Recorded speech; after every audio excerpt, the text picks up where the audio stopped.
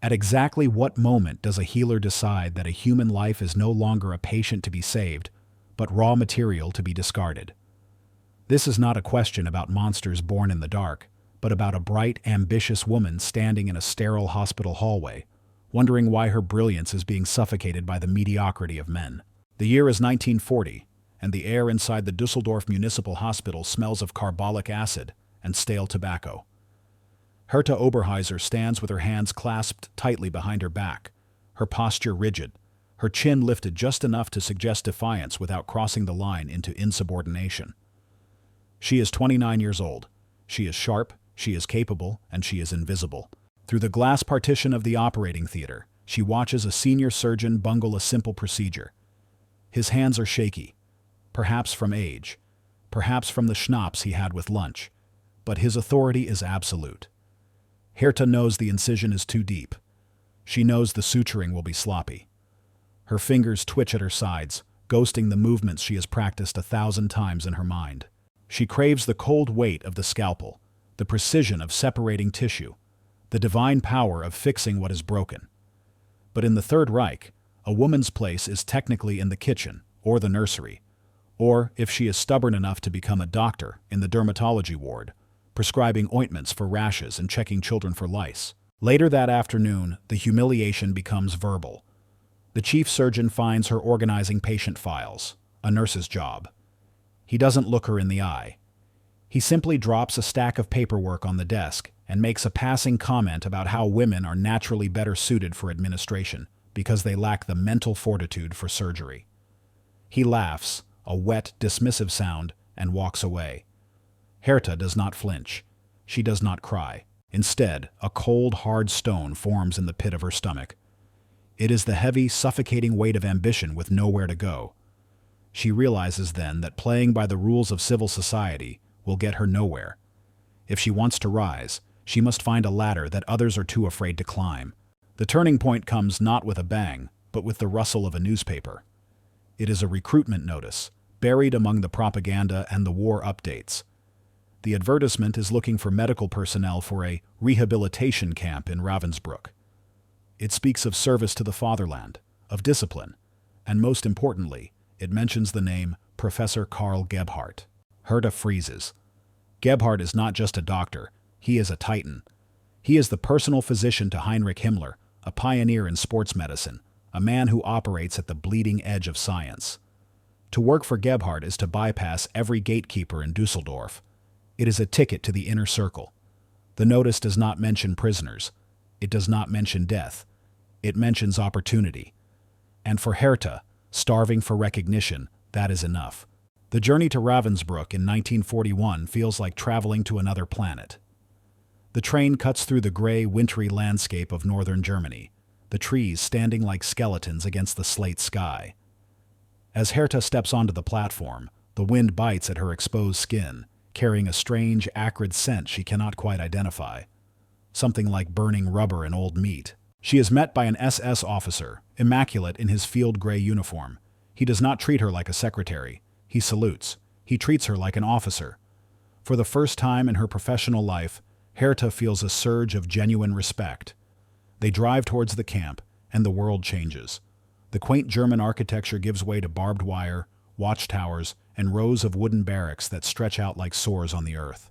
Through the window of the staff car, she sees them for the first time. The prisoners. Women with shaved heads, stripped of their identity, moving in disjointed columns like marionettes with tangled strings. Their uniforms are dirty stripes of gray and blue. They look less like humans, and more like a singular moving organism of misery. Herta watches them, but she feels no pity. In her mind, the switch has already been flipped. She looks at them with a clinical detachment. They are the backdrop. She is the protagonist. They are the chaos. She is the order. The meeting with Professor Gebhardt takes place in a warm, well-lit office that stands in stark contrast to the mud outside. Gebhardt is charismatic, imposing, and utterly terrifying. He does not ask about her bedside manner.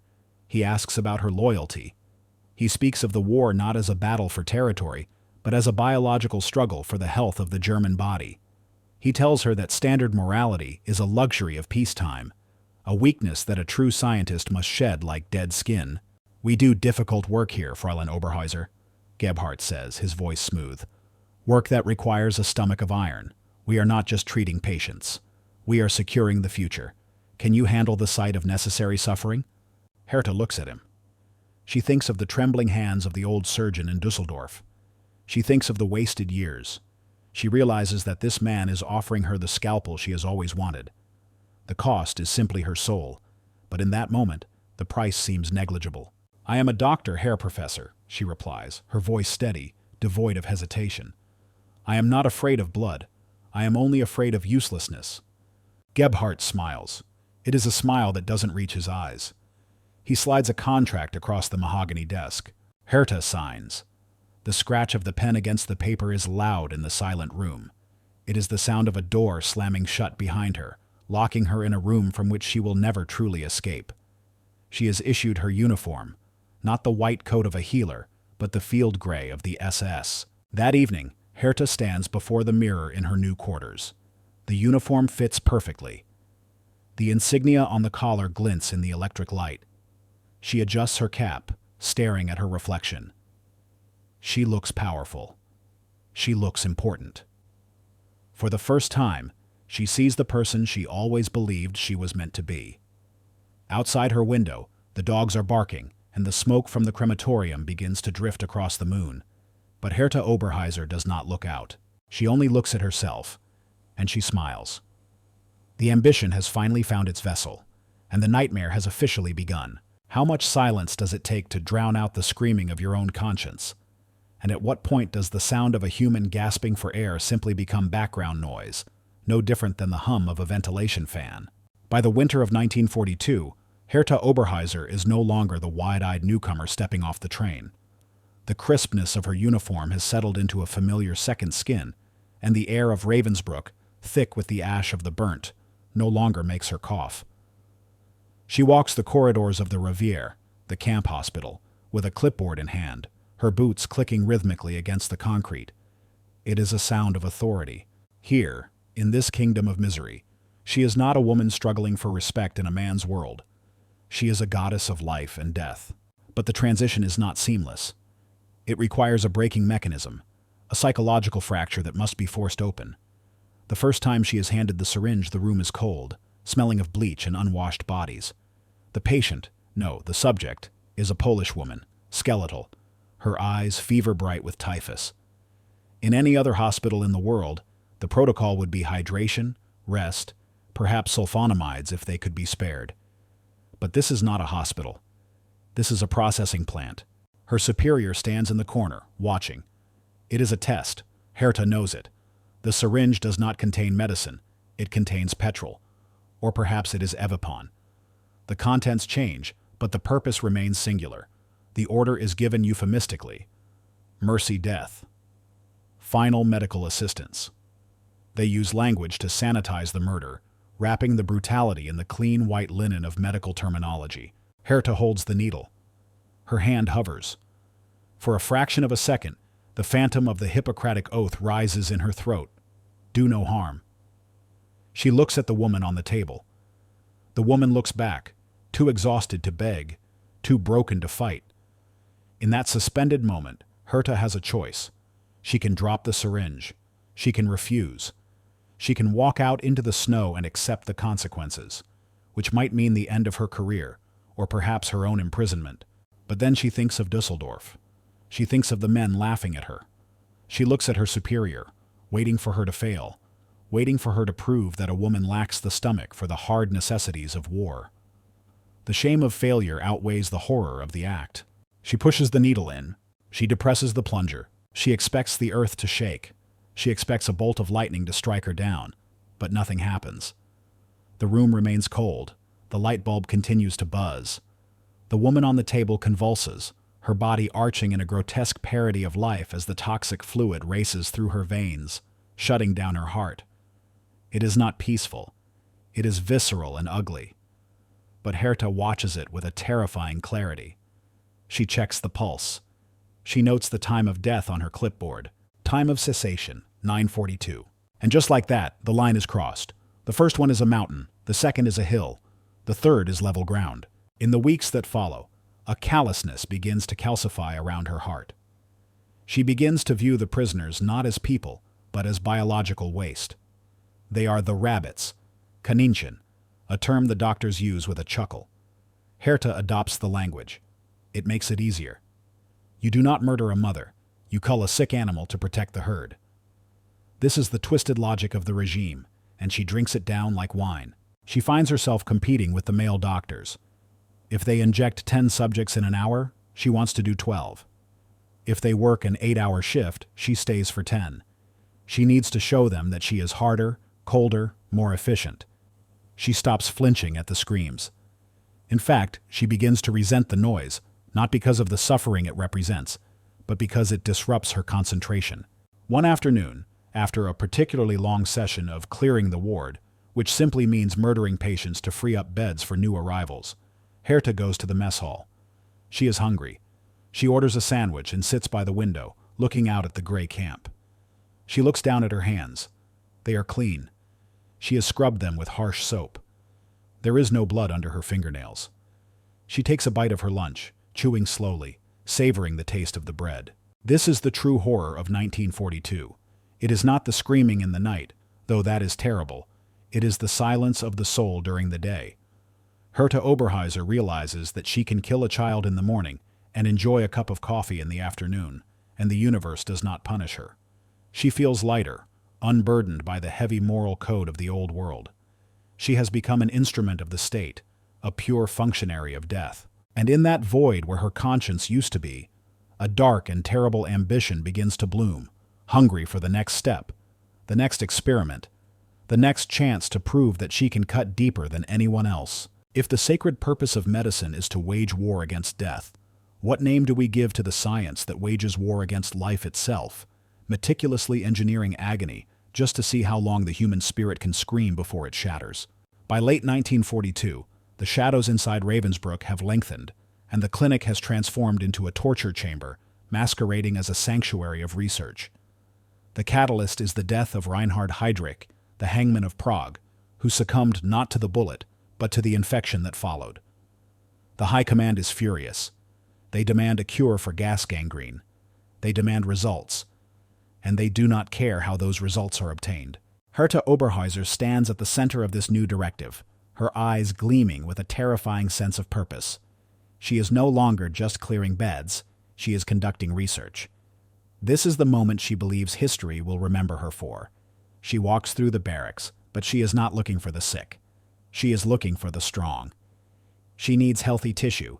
She needs vibrant blood. She points a gloved finger at a young Polish woman, Władysława, a girl with bright eyes and strong legs. Herta does not see a girl. She sees a petri dish. They call them the rabbits.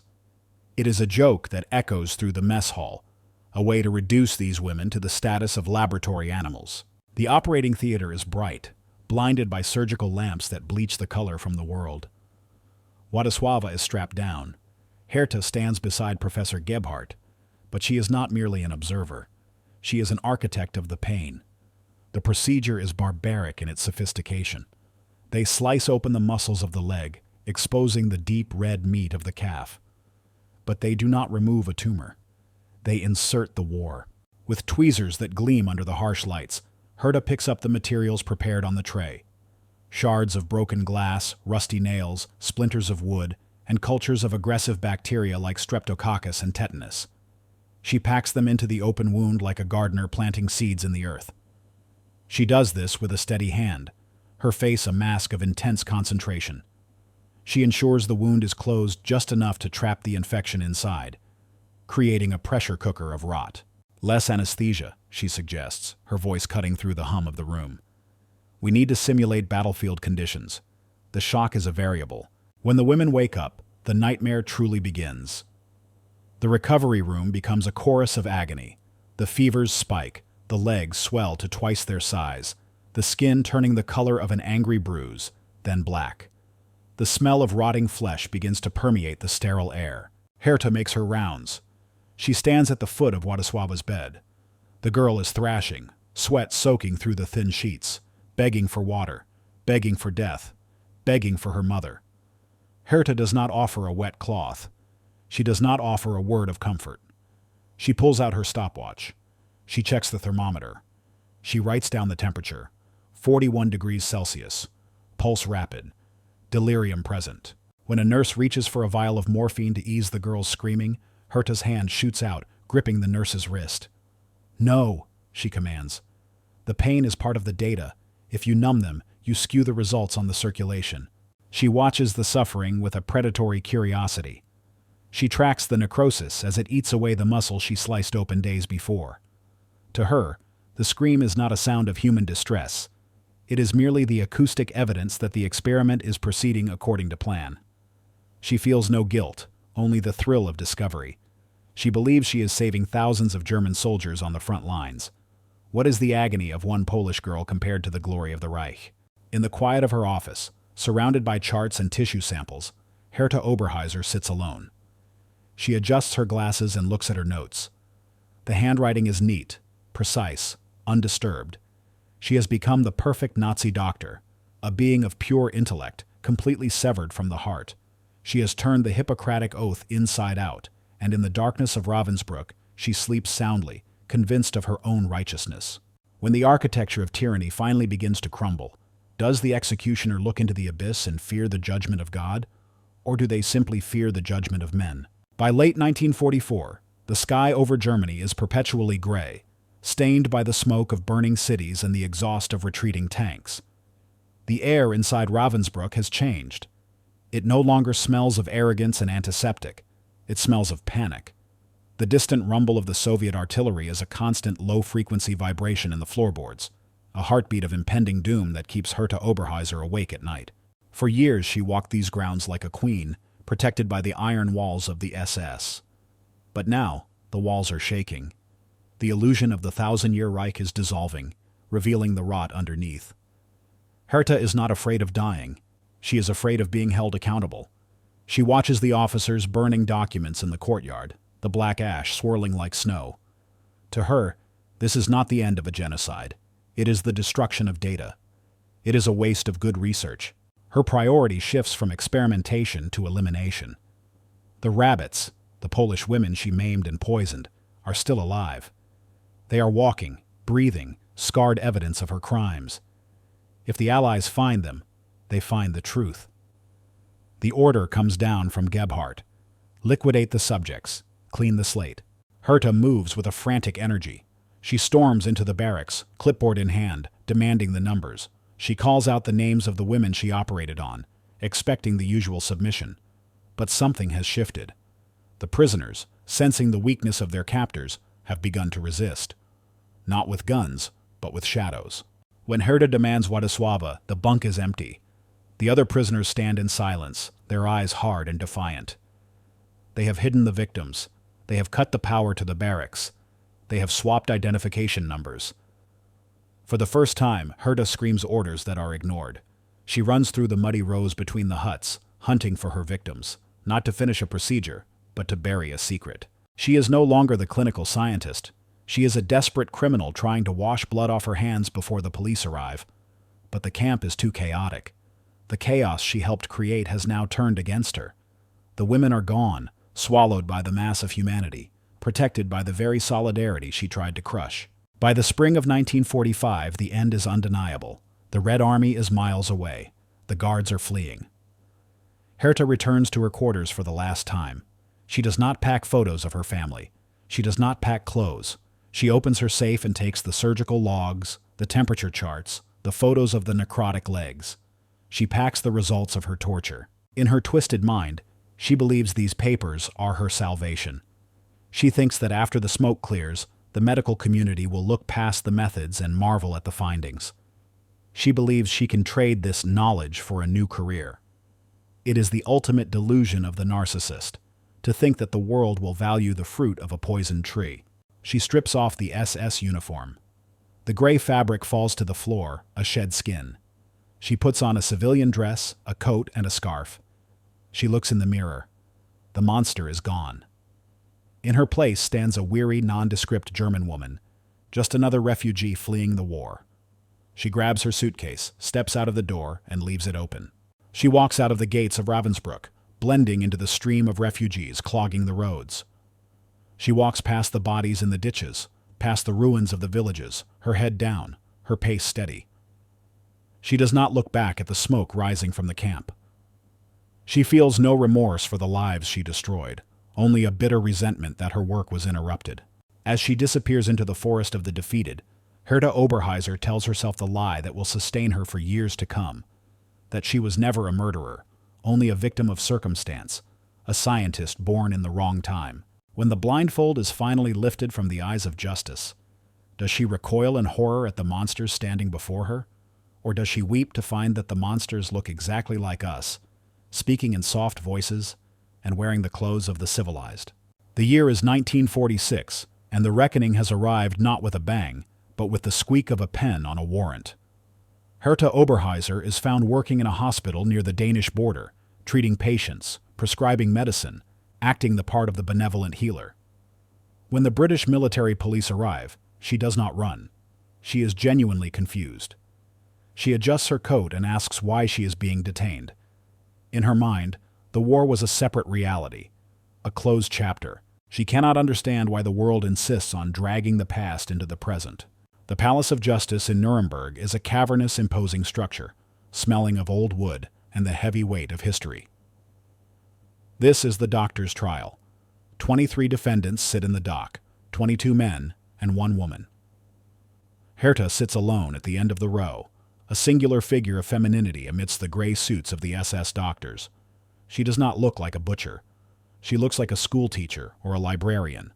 She wears a modest suit, her hair neatly pinned. She listens to the translation through headphones, her face a mask of bored indifference. Then, the doors open and the ghosts walk in. They are not the spectral figures of her nightmares. They are real. The rabbits have returned. WWII and the other survivors of the sulfonamide experiments enter the courtroom. They do not march, they limp. Some use canes, others lean on each other for support. Their presence sucks the air out of the room. Herta stiffens.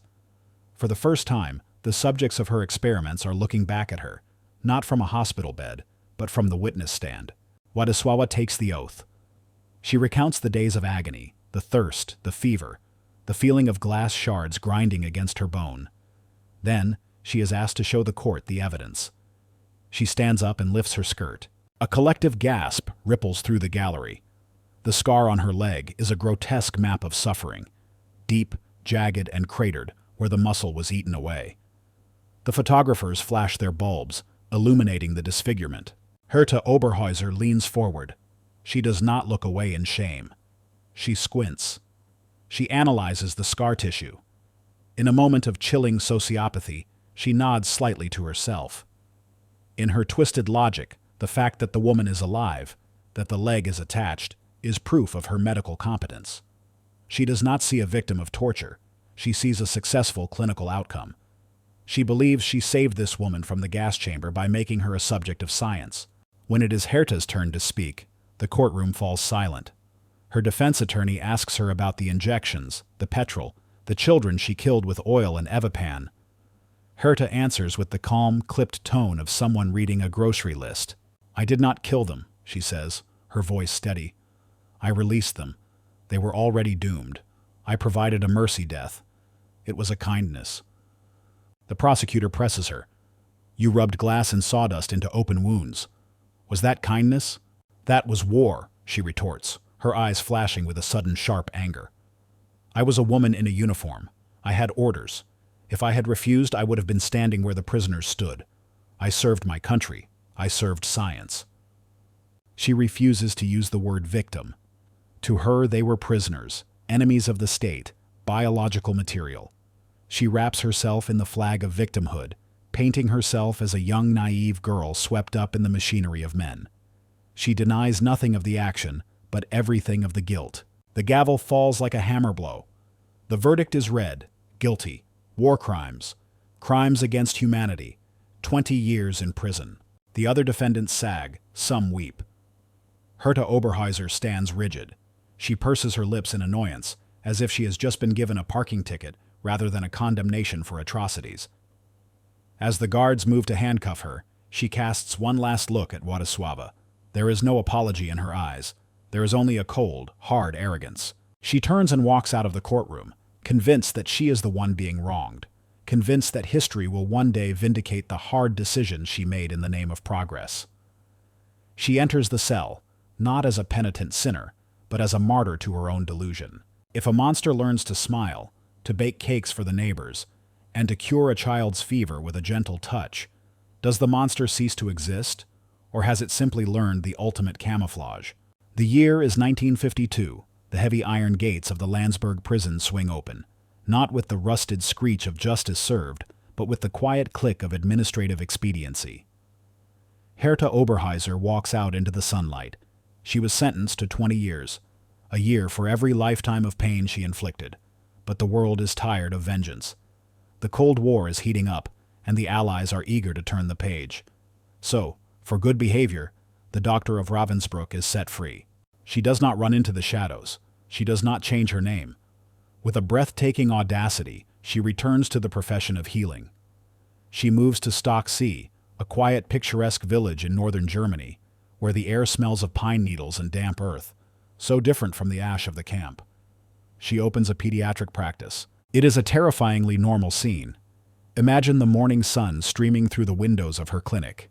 Mothers bring their infants to her, trusting this calm, knowledgeable woman with the most precious things in their lives. Herta listens to their lungs with the same stethoscope she might have worn while selecting women for torture. She checks their skin with the same eyes that watched Władysława's leg turn black. And the most chilling part? She is a good doctor. She is gentle. She is efficient. The villagers love her.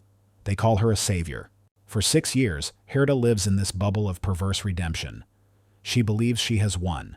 She believes that her service during the war was just a difficult chapter, a necessary unpleasantness that is now finished. She sleeps soundly in a soft bed. She drinks tea from china cups. She convinces herself that the screams of the rabbits were just hallucinations of a bygone era. But history has a way of bleeding through the bandages. In 1956, a survivor of Ravensbrück, traveling through the region, sees the sign, Dr. Herta Oberheuser. The name hits her like a physical blow.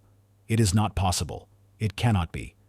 The woman who filled their veins with petrol, the woman who stole their bones, cannot be allowed to touch children. The survivor speaks. At first, it is a whisper, then a shout, and finally, a roar that echoes across borders. The International Committee of Ravensbrück Survivors mobilizes. The rabbits, now women living with chronic pain and deep psychological scars, refuse to let their tormentor live in peace. They write letters. They protest. The British Medical Association applies pressure. The bubble bursts. Herta is indignant. When the medical board revokes her license to practice in 1958, she does not weep for her victims. She weeps for herself. She fights the decision.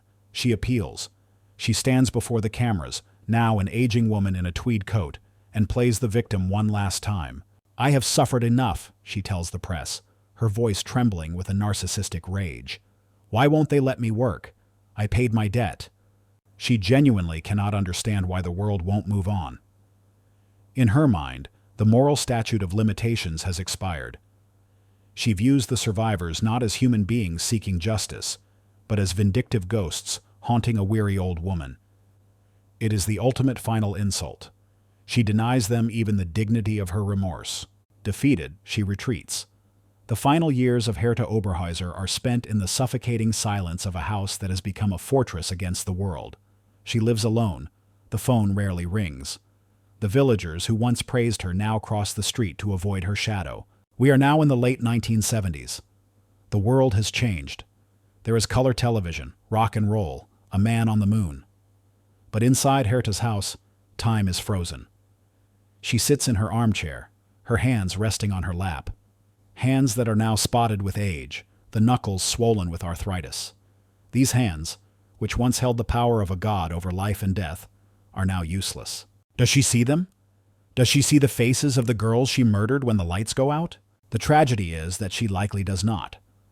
The true horror of Herta Oberheuser is not that she is haunted by guilt, but that she is entirely immune to it. She spends her final days reading medical journals, muttering about how she was misunderstood, how she was a pioneer, how she was a scapegoat for the men who gave the orders. She builds a wall of denial so thick that not even the truth of God can penetrate it. She dies in January 1978.